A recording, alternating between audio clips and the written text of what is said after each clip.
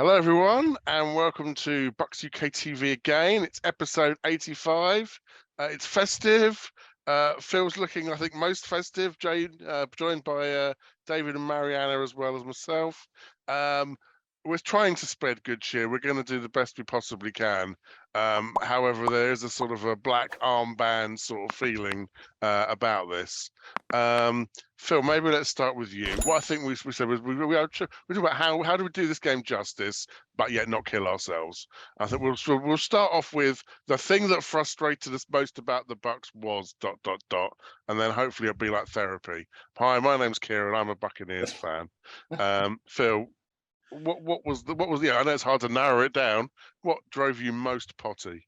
Oh, it's just the frustration of the whole thing. It's Bucks beating Bucks at the end of the day. You know, if you go in somewhere and you put up 3 touchdowns and someone else, puts 5 touchdowns on you kind of think, oh, we didn't play very well today, but they were amazing. But for us, even back to right on that first series of the game, if Keanu Neal doesn't smash into Purdy, helmet to helmet, it's a great sack. They're well behind the sticks.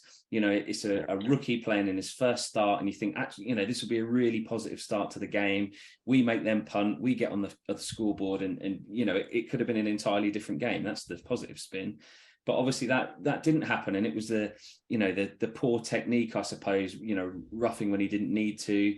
It was the interception that got overturned by the penalty. It was the Mike Evans walk-in touchdown that gets overturned by another holding from Donovan Smith.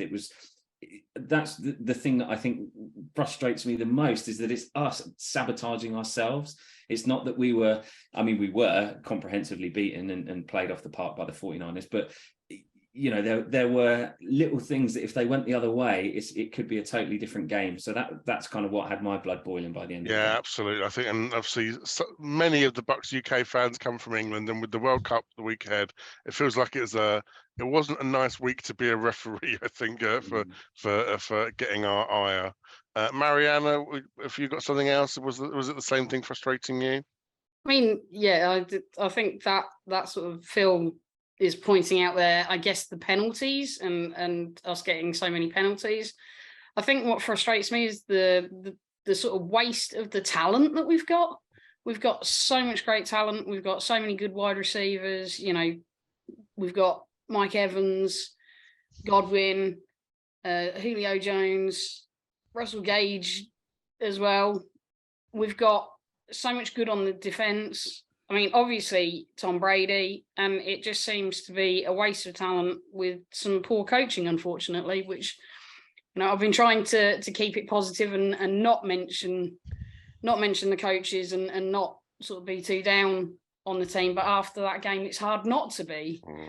So I would say for me, it's just the sort of waste of the really good talent that we know is probably still 90% of a Super Bowl winning team. And it's amazing, from a week ago to where still good old Brady come back still on, to this week to Brady can't hit the side of a barn, overthrow, underthrow. I mean, obviously the guy's had a personal life from hell in this year, but on the field, I mean, is it age? Is it distraction? What do we think is behind the frustrations with Brady? I don't know. I mean, it just seems a bit of everything, doesn't it? It doesn't seem to be like the offense has got a consistent game plan. We chop and change it every week. We have different receivers in every week. But I think probably the biggest frustration always is we consistently making the same mistakes everywhere across the field. I mean, I was in Carolina when Evans was clean for opening touchdown and he dropped it. We had another big play, start this with Evans and called back from a foul. Brady seems to be overthrowing or underthrowing. He just doesn't seem to have the rhythm there at the minute. And every time we do something, it's called back for a flag. And it's just the same things week after week. And it's like every time we have a great win like last week, it's 1 step forward, 2 steps back. And we just don't seem to be able to stop it and get momentum, which is just frustrating because, like we say, we know we've got the talent in the roster and we're just not using it. As fans, we're clinging to every win, saying, "This is it. This is the basis now. Next week they're going to build on it. Next week they're going to build on it." But I don't know what it is. That definition of insanity, isn't it? Albert Einstein, doing the same thing over and over again. I guess for me, so that would be my frustration. Is the play calling. I always go back to, if we were Sean Payton and we had Drew Brees, you can bet our receivers would be wide open. That no matter who it is, no matter how quality they are, and and a lot on the forum, I think, talked about the offensive line and the fact that we need to get the ball out quickly. But the same was true on the other side of the ball. I think people were observing, everyone we play, you don't see them hanging around in the pocket. They get the ball out quickly. They're running slants. They're doing, drop-offs. But just the play calling, it's just so vanilla. Even on the play where we had the Mikey touchdown call back, I was sitting there going, Mikey's open. So I mean, but if I can sit there and tell it, I'm not the X's and O champion. I'm not Madden, and if I can call it, then that's how easy it is, isn't it? I mean, that's it. We're sitting on the forum and we're all literally calling the plays out before they happen. Yeah. And if us sitting this side of the pond can call plays, I'm damn sure defensive coaches on the other side of the field can call them as well. We just don't seem to have anything different about us each week. Every third down we seem to throw short of the sticks. We never give our chance to actually make third downs, I think. Yeah, and there was 3rd and 19 or 3rd and 20, something like that. And don't get me wrong, you could see that the defenders are they're in dime. They're all stood back at the sticks going, "Do your worst." So I accept you're not going to try and run, nor are you going to have the protection. But what we did, I think, was hand off to Lenny, or what we would have done in the past is that sort of rocket screen out to a receiver, hoping that the one person in front of them that's a blocker that is going to do something magic. But as I said on the forum, I was like, at least throw 10 yards. Or 7 yards, give them a chance to get past the crowd, and then they break 1 or 2 tackles, something might happen. Yeah, it's just, Dave kind of highlighted it with it's little things from everyone in a way. Brady either overthrew a receiver, or there was a play where he underthrew Scotty Miller, who kind of probably would have been away for a first down or a touchdown or whatever. So, but that's Brady. Then you have Julio Jones, who dropped the catch. You have defenders who, if they're on the field as much as they're on the field, they're going to get tired. But we had defenders missing tackles, Joe Tryon running past the quarterback to try and get him down. Even Kamada, who's probably been our MVP this season, I don't think had a particularly brilliant game. So it was just, hopefully we've got it all out the way in one game, and we're going to go on a run now. But it just seemed like everything that could go wrong did go wrong, really. And I think don't forget Ryan Succop's kick as well. If we're going to go with everything went wrong, I mean we don't want to forget that glorious kick that seemed to go somewhere to the sidelines as well. It was asking a lot of him, though, wasn't it? He's not got the strongest leg. He's not got the strongest leg. Justin Tucker kicking 80 yarders in pre-game, But that was it. Every phase of our team, their first opportunity in that game, they made big mistakes. From that first should have been an easy sack for Neil that he caused a penalty, for the flag on Evans when he broke our offense and missing the field goal. Every phase let us down really this week. Normally it's sort of 1 or 2 out of 3, but just across the board. And the disappointment of the injury to Vaya as well. I think when it's all going wrong, it never rains, it pours. And losing Vita Vea so early, I think, didn't help. And I don't know how long he's going to be out for. I don't know if he's back this week, but we don't want to see any sort of extended sort of time out for Vea, especially when we're coming up against. And I know we're going to talk about it later, but when we're coming up against a team that can run the ball very well. Yeah, absolutely. So that's it. That's the moans. They're out of the way. Now we're going to try and find. Okay, so go on, Phil. I was going to say there's one highlight. We had our longest kick return in 10 years or something like that, didn't we? Well, that's it. So let's go around and spin to the positives. So say a bit more about that then, because obviously that was quite a dramatic change, wasn't it? Yeah. If you'd have thought if you're going to cut one player on the Bucs, I don't think he would have picked on, although we've all been moaning about it. He's been Mr. Consistent. So yeah, it seemed to come from nowhere, didn't it? I think he had the fifth or sixth highest kick return average in the league, and he never did anything spectacular. It never looked like we were in danger of returning a kick, for a touchdown, and he'd kind of go to the sidelines. But you're right, it was probably one of the most solid parts of our game so far this season. So for that to happen, the day after the Monday night game was a bit of a surprise, but they obviously had their reasons, and Tompkins has done it, come in and he looked good in his first game. So long may that continue. And he seemed to have some vision as well. I mean, it wasn't just about that. They weren't just fooling around missing tackles. It felt like a positive set of plays by him, which was really good to see. Okay, so we've got some positives. We're building on this. This is the foundation. Marianna, what's your positive takeaway? I mean, other than Phil stole my positive takeaway, I would say that I'm still going with our tight ends, our two rookie tight ends. They're still, performing quite well in what's proving to be quite a tough season for our receivers. So I think Keith made another catch, Kate Otten made another couple of catches. They're turning into those sort of players that Brady kind of loves to get the ball to in sort of desperate times. So they're really turning into those sort of comfort blanket players for him. And I'm pleased to see it. I liked them both when we drafted them. I've actually been surprised by how far Keith has come on, because we took slightly later. Kate Otten, I was expecting would start and would be good, but I'm pleased with how Keith has come on as well. It's actually almost hard to call between them, isn't it, as to maybe which one is at this stage is the better. They've both had shining moments. Definitely. And if you think about it, that Cambray, obviously no spring chicken. Carl Rudolph has definitely got one eye on the old people's home as well. He wasn't dressed, but actually you think about the future of this team and who might survive a reset or a plunger moment. Actually, both of those players seem like they could be a good foundation for the future. Absolutely. David, you're positive. I think I've got, but bizarrely enough, I've probably got a few. First thing is, as bad that's still mine. All three phases of the game were, we could have made a sack on that first play. We could have had a long touchdown, and we got to field goal range. The potential is still there.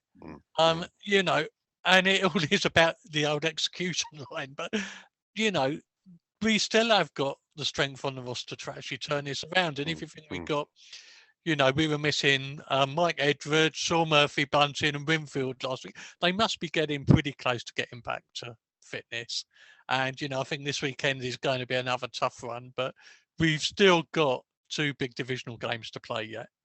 It's annoying how they keep stacking those at the back end of the year to keep it close. But it could actually ultimately work in our favour. I mean, the second positive is we are in a terrible division and we're still top. It is all still to play for. Even some teams now already out of the playoff reckoning. So as bad and as up and down and as different as we are, it is still there to play for. And not only that, but the winner gets a home game. I mean, the rest of the NFL must be groaning so loudly. And so I remember, was it the NFC East a few years ago? Every year it takes someone seems to sort of poo the bed, and one division's clearly worse than everybody else. We're quite fortunate it's ours.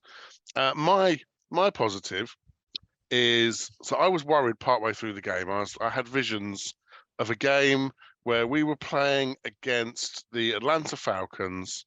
It was the end of the Raheem Morris era. I've got off the top of my head, I'm going to say, is it 2015? I think probably something around there. And I remember deep into the third quarter, we were, I think, 56-0 down.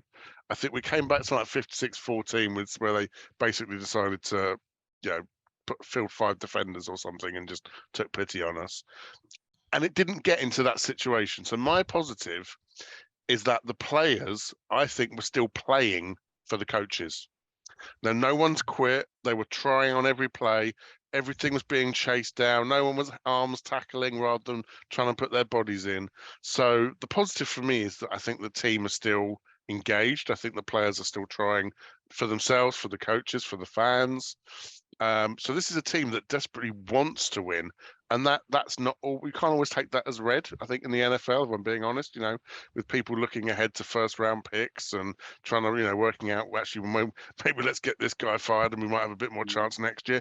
I don't think we're in that category. So I think that's where's a the real passion? positive. That's what I want to know. Where why Brady's signing balls that an interception that he's just thrown, he's signing at the end of the game. Why is he not walking into the locker room and going, do you know what, we've just played the first Mr. Irrelevant to start a quarterback in the NFL. You've made me look like an absolute mug. Like, come on, guys, we're better than this. And you just want to see. You think back to last year or the year before, Bruce Arians would have gone in and given him the hairdryer treatment or something, and it just feels like that's not coming across from the coaches or the players, and I suppose that goes back to my frustration, really, and it just needs someone to kind of grab the team by the collar and shake him a little bit and just say, come on, guys, let's get it together. It's true. mean, picking up what Kieron was saying, I mean, I think the players still want to play.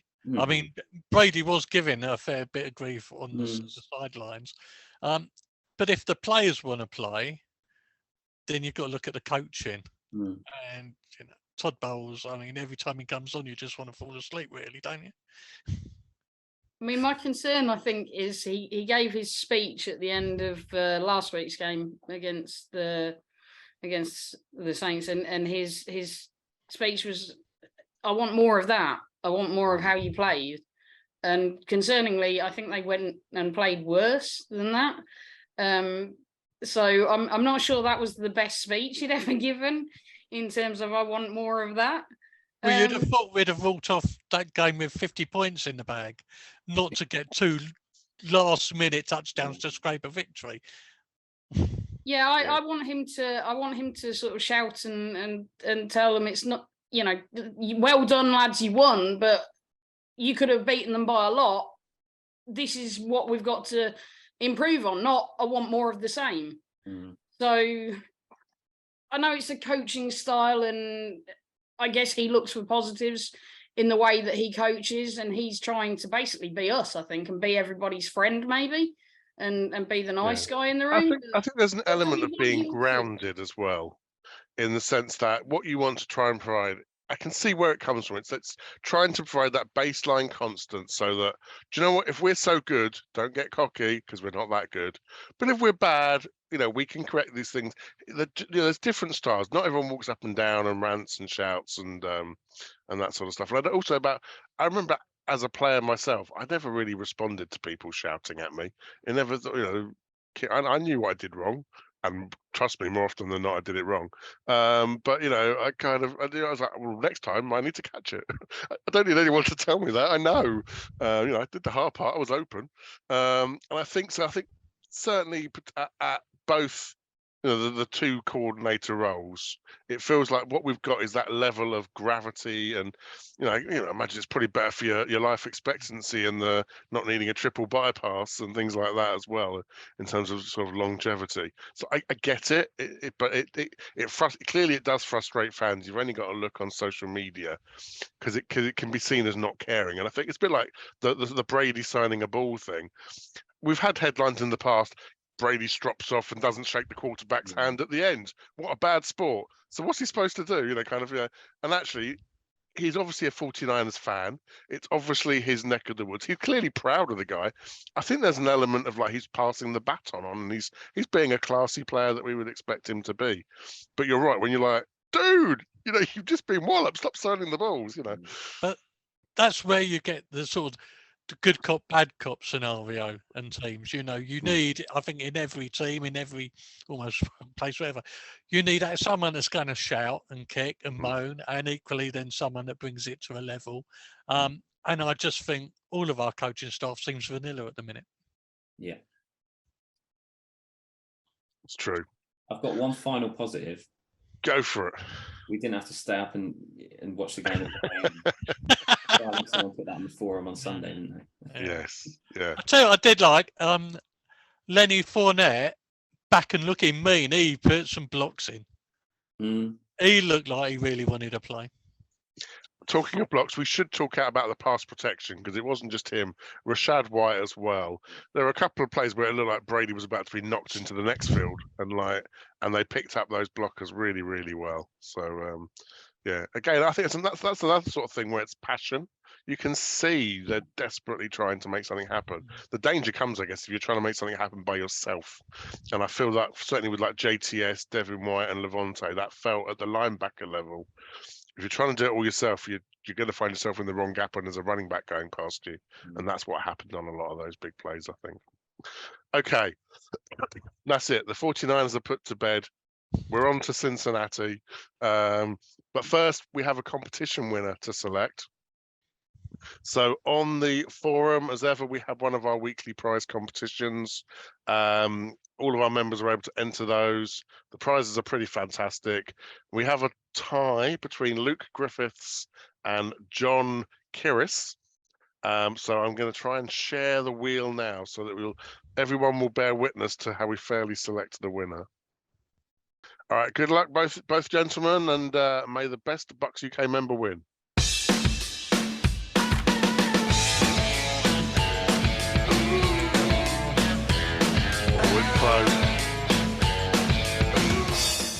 It's Luke Griffiths. Well done, sir. Congratulations to you.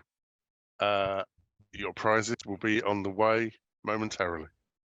It's always nice that every week at least someone who's a Buccaneers a winner. That's always nice to see.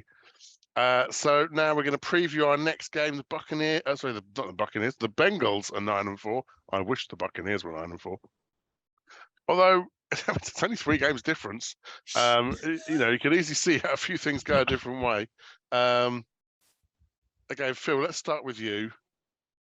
Every now and then the Bengals, a bit like the Bucs were called the Yucks. I always used to think of them as the Bungles. But they're not anymore, are they? Well, yeah, nothing better than coming off a heavy loss to face a team that's 5-0 in their last 5 games, is there?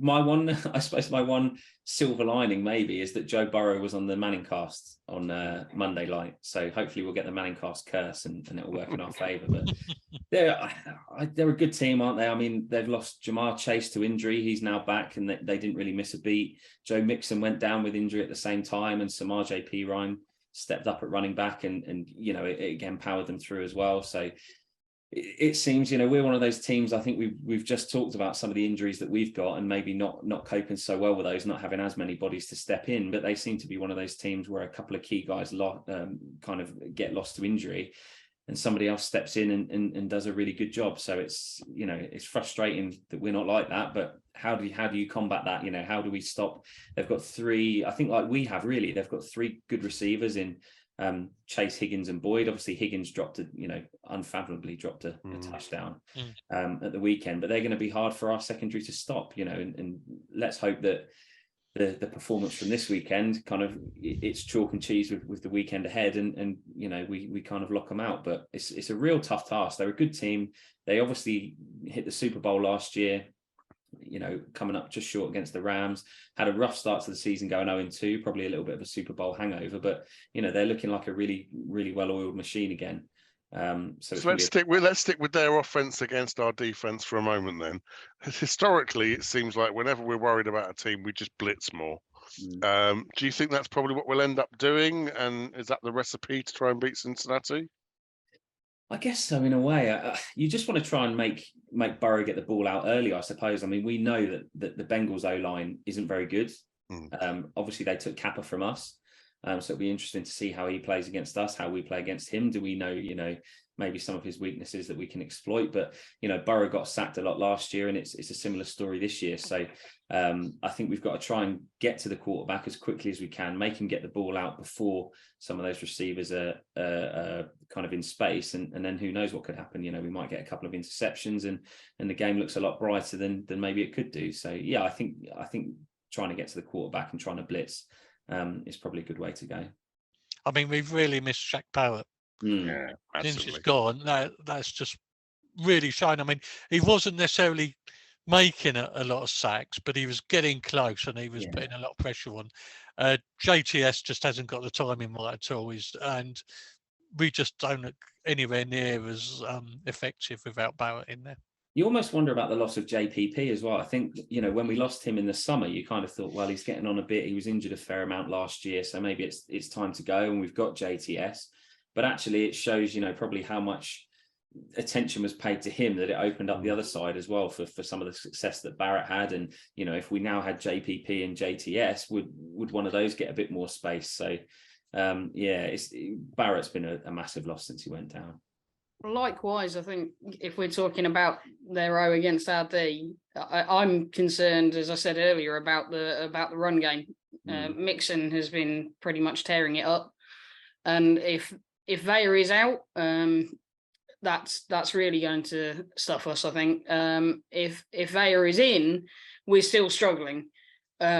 We miss Ndamukong Suh as well, and our replacement there of Akeem Hicks in the middle hasn't really panned out health wise, so we're struggling to stop the run.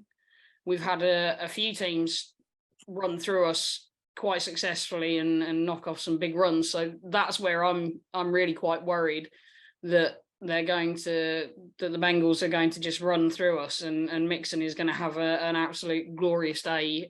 Put him on your fantasy team if you've got him. Mixon's a great player as well, and although everyone thinks of the NFL as a passing league, 100% it is, but there's always the chance to have an incompletion on first down, stuff him on second down, get lucky on third down, you get off the field.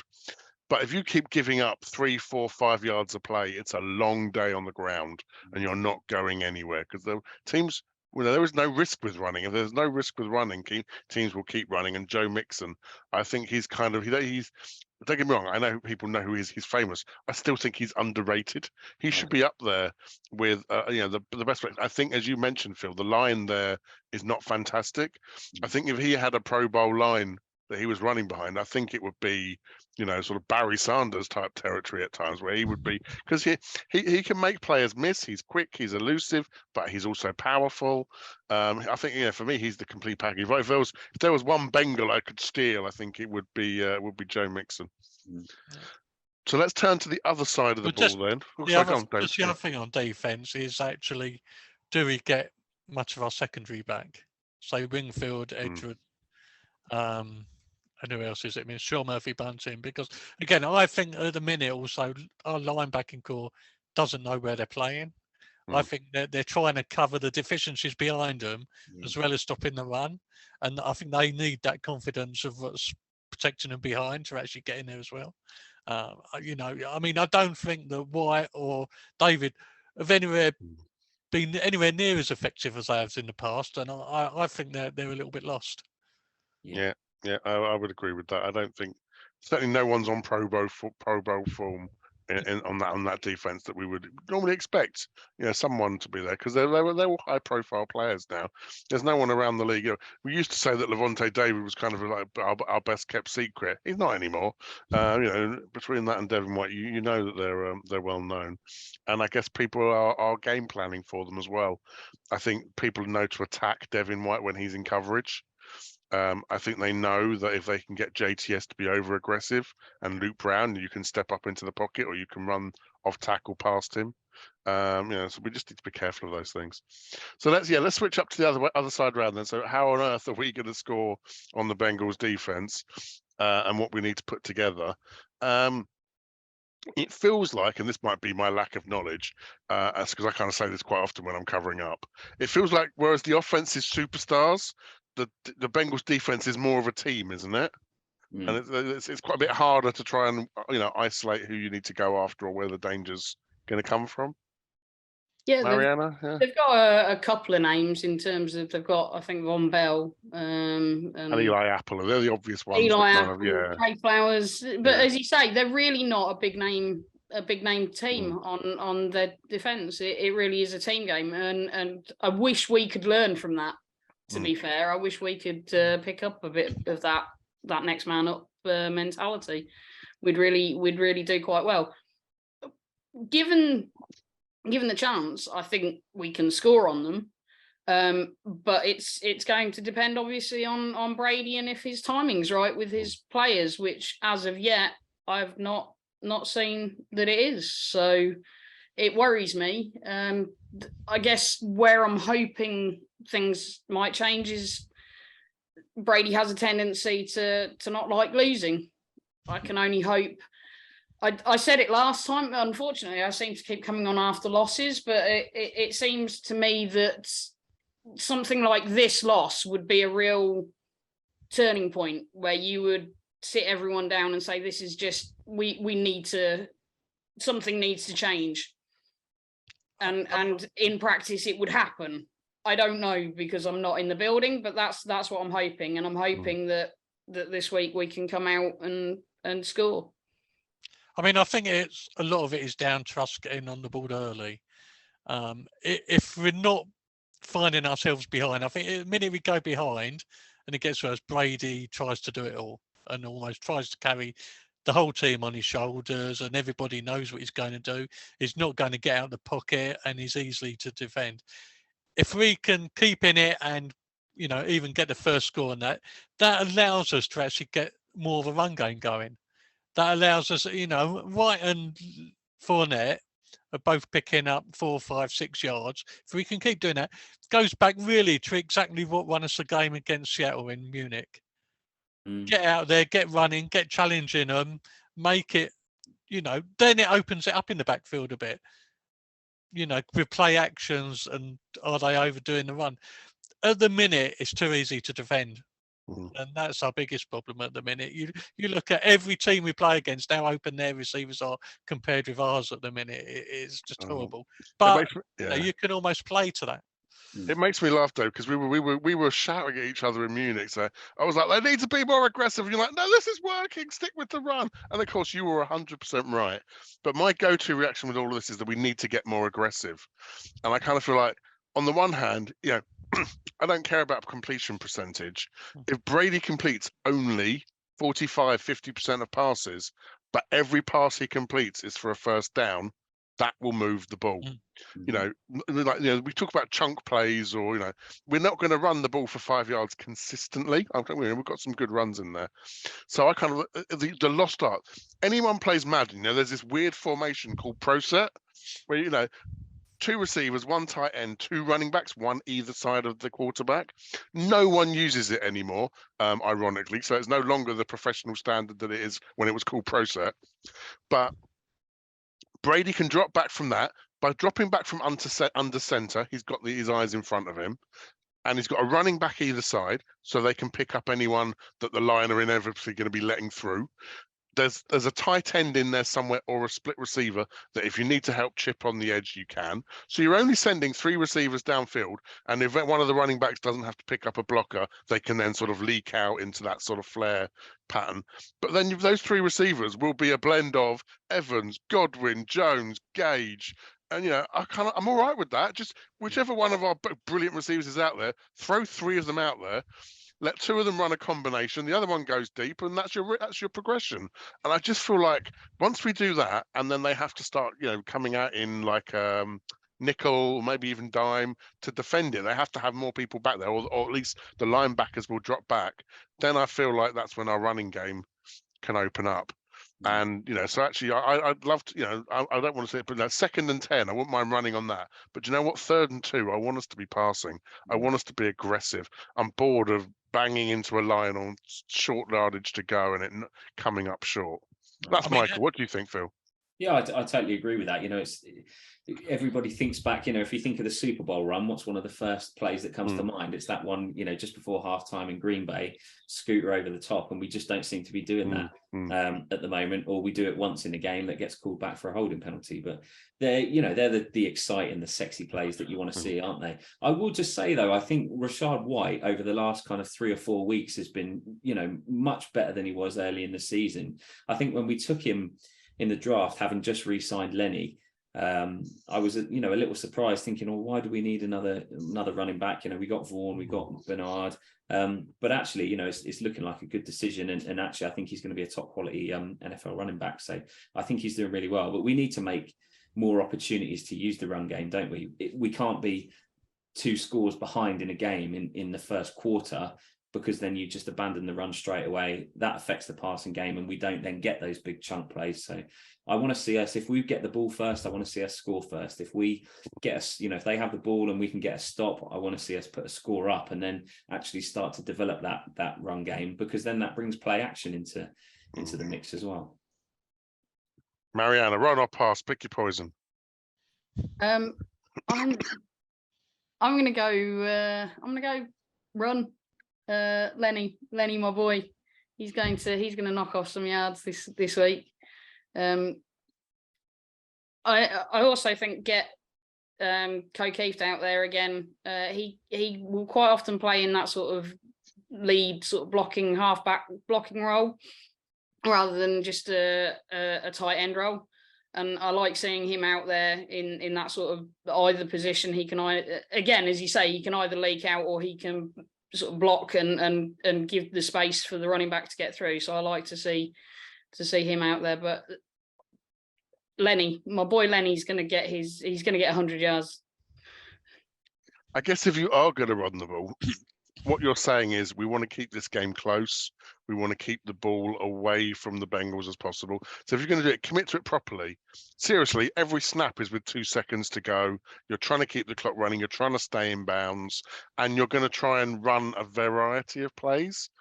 So not just up the middle, up the gut, but some sort of outside trap play, those sorts of things. I can't remember the last time I saw our guards pulling.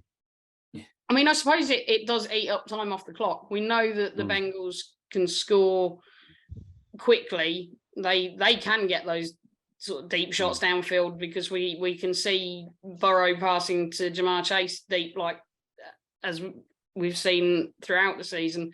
So I think the more time we can eat up using our run game effectively, that will probably actually suit us well, because then we can hopefully limit their time on the ball. Because I'm worried that they would score quickly against us and potentially take off any advantage that we do get. Okay, so what a big miss Jensen's been in the run game.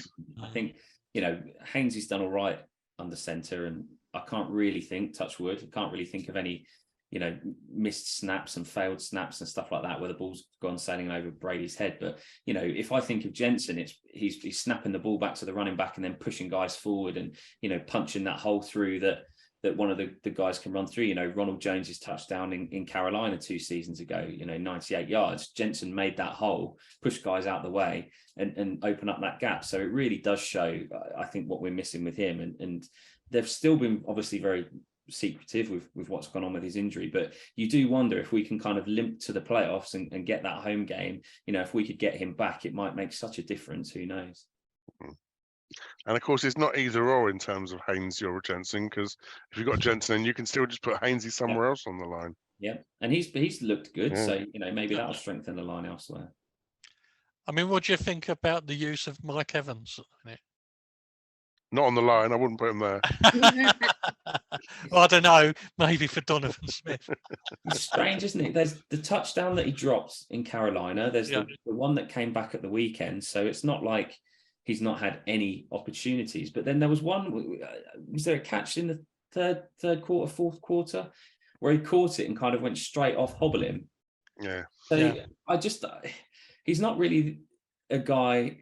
And correct me if I'm wrong, but I don't feel like he's ever really been a guy to catch the ball, fake out a defender, run 20 or 30 yards. So I don't know if he's banged up and he's not getting down the field quick enough and doesn't want contact or something like that. That can be the only reason. I think it's odd, isn't it? We're not looking for him in the red zone either. We had that one opportunity on Sunday where Brady threw it at his feet. But you'd have thought last year, I don't know if it's because we had Gronk and everybody knew we had to try and, they had to try and cover Gronk and Evans was a bit more open. But I feel like he's always been a red zone threat for us. And this year, it's for whatever reason, they've just not looked that way. I mean, he had 9 targets. But obviously, like you say, it's the throwing at the feet. It's what counts as a target, I guess, statistically. Because he and Godwin both had 9 targets. Godwin had 5 receptions. Mikey had 4.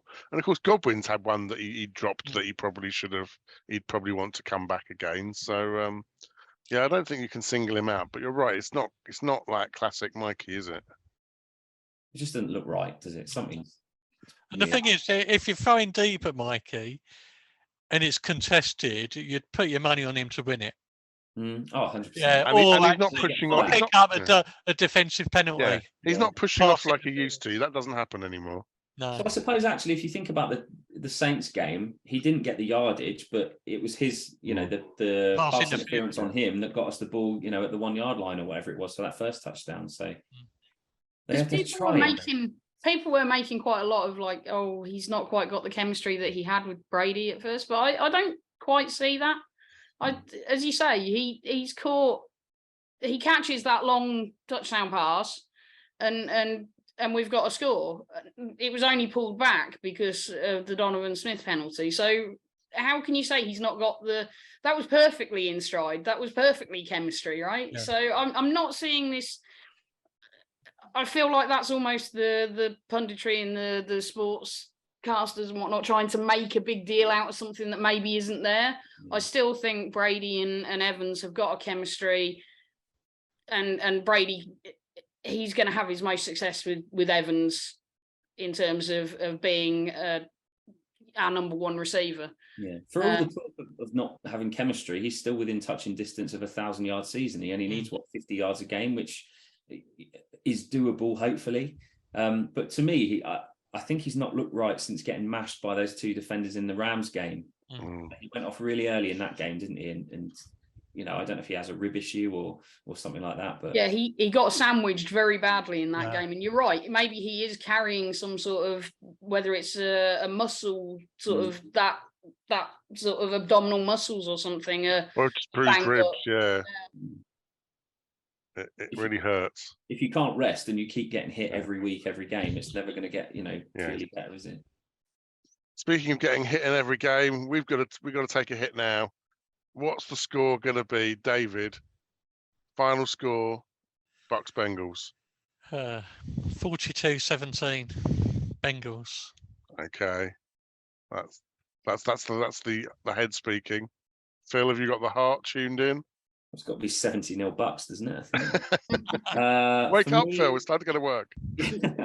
For me, I'm going to go. This is going to be the week it all comes together, right? We're going to go 31-21 Bucs.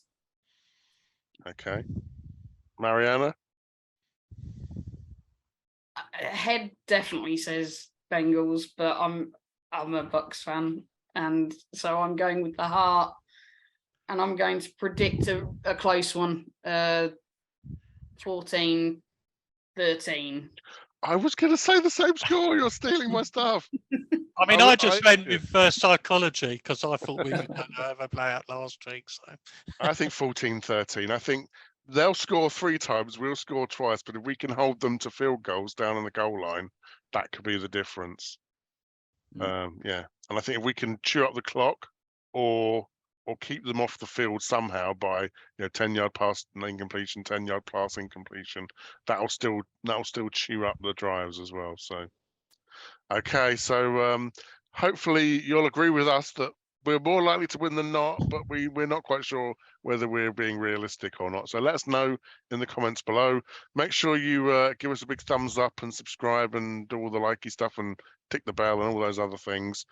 Also, make sure you follow us on Twitter. We're getting dangerously close now to 9,000 followers on Twitter, 1,500 on Insta. We really appreciate you coming along.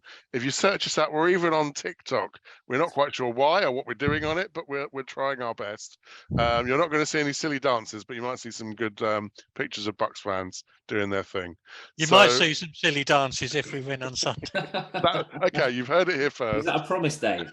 If Absolutely. We win, a montage of silly dances. Okay, you promised it now. Cool. So yeah, hopefully, thanks for joining us. Thanks for watching. Thanks to Bucs Report as well for helping us promote the podcast. Marianna, David, Phil, thank you very much. And as ever, we end on a high with a hearty Go Bucs. Go Bucs.